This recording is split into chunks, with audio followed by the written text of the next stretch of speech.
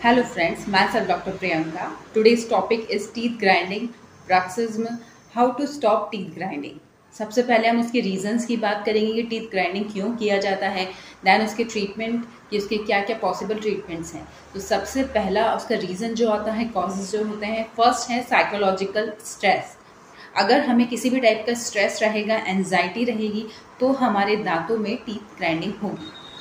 Teeth grinding जिसमें हमारे दांतों की ऊपर की लेयर जो होती है, जिसमें इनेमल डेंटिन है, वो वेयर ऑफ होने लगता है, जिसकी वजह से हमारे दांत सेंसिटिव होते हैं और दांत का घसना इसी को कहा जाता है, जिसमें हमारे दांत घस जाते हैं। इसे मेडिकल लैंग्वेज में ब्रक्सिज्म कहते हैं। तो साइकोलॉजिकली अगर हमें स्ट्रेस बहुत ज़्यादा रहेगा और अगर हम एंजाइटी में रहेंगे तो हमारे दांतों में एक तरह का हम एक प्रेशर लगाते हैं, जिसकी वजह से हमारे दांत घसने लगते हैं, जिसकी ऊपर की लेयर जो होती है हमारे दांत की निकल जाती है।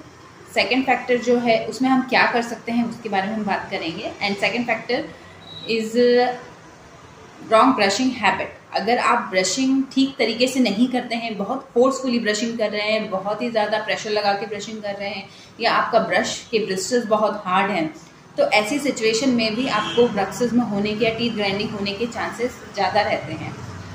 एंड ब्रक्सिज्म कितने टाइप के होते हैं? ब्रक्सिज्म हमारे एक तो हैबिट जो भी रहती है उसकी वजह से भी होते हैं, हमारी डाइटरी हैबिट की वजह से भी होते हैं, एंड ब्रक्सिज्म एक डिसऑर्डर की वजह से भी होते हैं, जो एक अवेक में भी आप अनकॉन्शियसली टीथ ग्राइंडिंग करते हैं, और एक होता है स्लीप डिसऑर्डर। तो स्लीप डिसऑर्डर में आप क्या करते हैं कि अगर आप अनकॉन्शियस आप सो रहे हैं, स्लीपिंग में आप अपने दांतों में एक प्रेशर क्रिएट करते हैं, जिसकी वजह से आपके दांतों में एट्रीजन होने लगता है या आपके दांतों में ग्राइंडिंग होने लगती है, ऊपर की सरफेस धीरे धीरे आपकी दांती कम होती जाती है। तो ये बहुत सारे रीजंस की वजह से होता है, जिसे आपको एक मेडिकल ट्रीटमेंट लेने की ज़रूरत होती है। अगर आपको ऐसा लगता है कि आपके दांत ग्राइंड हो रहे हैं, छोटे हो रहे हैं, या ऊपर से आप सेंसिटिव हो रहे हैं, तो वो आप स्लीपिंग डिसऑर्डर की वजह से भी कर सकते हैं।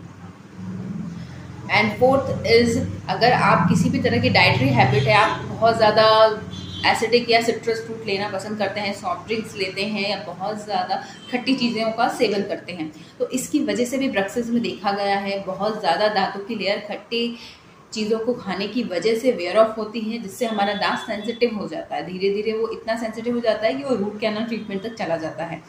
तो हमें ये कॉज भी रिमूव करने की ज़रूरत है।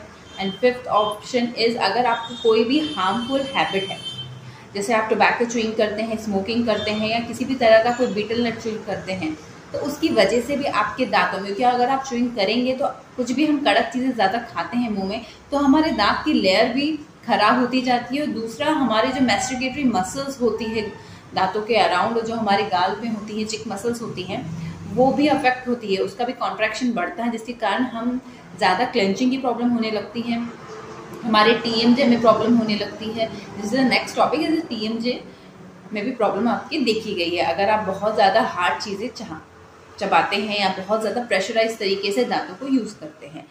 And six is TMJ disorder. अगर आपके टीएमजे में किसी भी टाइप का डिसऑर्डर है, या किसी भी टाइप का आपको खोलने या मुंह को बंद करने में कोई दिक्कत होती है, तो उसकी वजह से भी आपके दांत में ग्राइंडिंग हो सकती है, क्योंकि आपके दांत का जो ऑक्लूजन है वो प्रॉपर नहीं हो पा रहा है, उसकी वजह से भी ग्राइंडिंग होती है।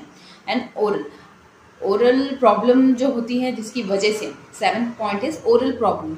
ओरल प्रॉब्लम में जैसे आपको मुंह में किसी भी टाइप का माल ऑक्लूजन है, आपके दांत टेढ़े मेढ़े हैं, या किसी भी टाइप के आपके दांत में प्रॉपर अलाइनमेंट नहीं है, तो ऐसी सिचुएशन में आपके जो एक दांत है दूसरे दांत के ऊपर प्रॉपर ऑक्लूड नहीं हो पाएगा, ठीक से वो टच नहीं कर पाते हैं दांत को, जिसकी वजह से आपके दांत टेढ़े में टच होने की वजह से वो दूसरे दांत का जो सरफेस होता है वो वियर ऑफ करने लगता है, घसने लगता है। तो ओरल प्रॉब्लम की वजह से हमें, अगर माल ऑक्लूजन है उसकी वजह से भी हमें टीथ ग्राइंडिंग देखी गई है। तो सबसे पहले इसके ये सब कॉजेस हैं। अब हम क्या क्या ट्रीटमेंट कर सकते हैं? अगर आपको ओरल प्रॉब्लम है, माल ऑक्लूजन है, तो आप ऑर्थो ट्रीटमेंट ले सकते हैं, जिससे आपके दांतों का अलाइनमेंट काफ़ी हद तक ठीक हो सकता है। आपका फेशियल स्ट्रक्चर, यहाँ तक आपके मैस्टिकेटरी मसल्स में भी उसको हेल्प मिलती है। टीएमजे डिसऑर्डर है आपको, तो आपको अपने डेंटिस्ट को दिखाने की ज़रूरत है, जिससे वो टीएमजे डिसऑर्डर ठीक कर सकें और आपको आपकी च्यूइंग हैबिट में मदद मिल सके। फोर्थ इज़, अगर आपको कुछ भी हार्मफुल तरीके से ब्रशिंग करने की आदत है, बहुत फोर्सफुली ब्रशिंग करते हैं, तो ये आपको खुद ही ठीक करना पड़ेगा। आपको राइट ब्रशिंग टेक्निक अपने डॉक्टर से सीख के आप अपने दांत को वैसे ही जेंटली ब्रश कीजिए। अगर आपके ब्रश के ब्रिस्टल हार्ड है तो आप उसे चेंज करके सॉफ्ट ब्रिस्टल लीजिए। तो ये सब आदतें अगर आप अपने डेली जीवन में सुधारेंगे तो उससे आपको बेनिफिट मिलेगा। एंड फोर्थ, अगर आप बहुत ज़्यादा खट्टी चीज़ों का सेवन कर रहे हैं, बहुत ज़्यादा अगर सिट्रस फ्रूट ले रहे हैं, सॉफ्ट ड्रिंक्स ले रहे हैं, तो वो भी आपको स्टॉप करना होगा, जिसकी वजह से भी आपका दांत में जो होने वाली प्रॉब्लम्स ठीक हो जाएंगी। एंड अगर आप किसी भी टाइप की साइकोलॉजिकल स्ट्रेस से गुजर रहे हैं, एंजाइटी हो रही है आपको, तो आप उसको ठीक कर सकते हैं। उन चीज़ों को आप जल्द से जल्द रिलीव कीजिए, अपने डॉक्टर से बात कीजिए या कंसल्ट करिए डॉक्टर से, तो उससे आपको उससे भी हेल्प मिलेगी रिलीव करने में, जिससे आपके दांत में ग्राइंडिंग होने से आप बच सकते हैं। और अगर आपको बहुत ज़्यादा ग्राइंडिंग की हैबिट है और ऐसा कोई कॉज नहीं है, तो आपको एक माउथ गार्ड दिया जा सकता है, जिसकी वजह से वो दांत से दांत दोनों टच नहीं होते हैं। उससे आपके दांतों में होने वाली ग्राइंडनेस काफ़ी हद तक कम हो जाती है। वो माउथ गार्ड आपको रात के वक्त पहनना होता है, जिससे आपके दांतों में स्पेस रहती है और ग्राइंडनेस नहीं होती है। ये आप अपने डेंटिस्ट को दिखाइए। Thank you so much.